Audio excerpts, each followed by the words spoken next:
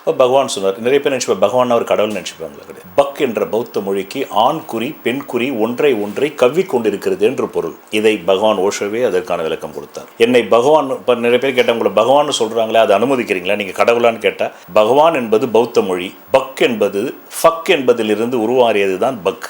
Fuck என்பதிலிருந்து உருமாறியது தான் பக்கு. அந்த பக் என்பதிலிருந்து தான் ஃபக்கே வந்துச்சுன்னு. அப்போ ஆண் குறியும் பெண் குறியும் ஒன்றை ஒன்று இப்படி கவ்வி கொண்டிருக்கிறது அல்லவா, அதுதான் சிவலிங்க தத்துவம்.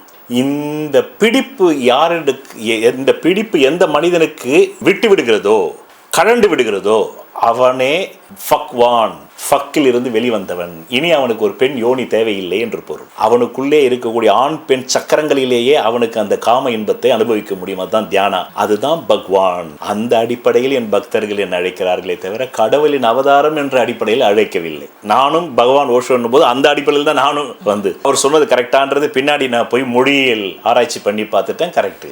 அந்த பக் ஒளியை வச்சு தான் கண்டுபிடிச்சான். மொழியே ஒளியை வச்சு தான் கண்டுபிடிச்சான். அதை பற்றியும் விளக்க போகிறேன்.